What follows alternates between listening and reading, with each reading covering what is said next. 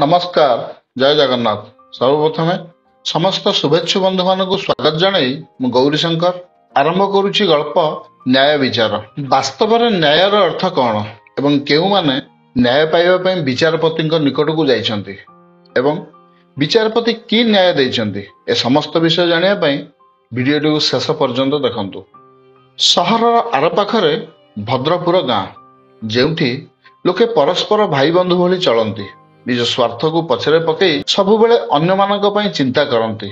लोकंग मध्यरे थिबा भल पाइबा और परोपकार गुण पई गाँ को नहीं सबुआडे चर्चा हुए। सही गाँर मुखिया धनी महापात्र सबुबेले न्याय विचार करती। सेथिपई गाँ लोके तांको भगवान भली पूजा करती। थरे धनी महापात्रंग पुओ सह आउ केते जण लोकंकर बचसा हला। सभी जानती मुखिया पुओ टिके दुष्ट। शेषरे कथा मुखिया पाखक गला।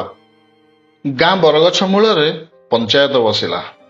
उभय पक्षों कथा शुणी विचारपति एही निष्पत्ति नेले जे एही घटना रे संपृक्त थिबा मुखिया पुओ गाँ सारा बुली बुली भूल मागिबे।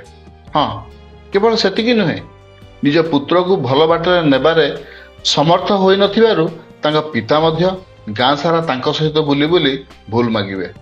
मुखिया विचार सभारे थिबा सबु लोकंकु स्तब्ध करदेला। सभारे थिबा मुख्य विचारपति निजे ही मुखिया थिले। समस्तंक भावना ठारू भिन्न थिला विचार। गाँ सारा लोके मुखिया को नहीं गर्व करुथिले। लोकंक कथा शुणी मुखिया कहिले, मु आज जहाँ भी निष्पत्ति नैछि जणे विचारक भावरे पिता हिसाब रे विचार कले पुओ प्रति नरम हेबाकू पड़िबो। छोट छोट भूल को जदि आमे न सुधारिबा दिने ताहा ही गोटे बड़ असुविधा सृष्टि करिवो। भूल को प्रश्रय देबा जणे विचारकर धर्म नुहे। पुओ को पालन करिवारे मोर किछि दोष थिबारु मु मध्य दंड पाइबार योग्य।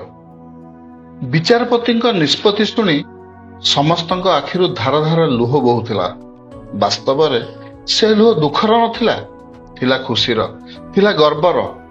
प्रकृत रे धन्य से ही विचारपति और धन्य तांका न्याय कही कही सभास्थल ग्रामवासी माने निज निज घर को गले।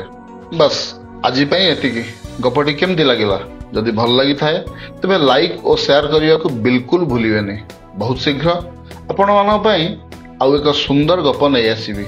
रहुची, नमस्कार।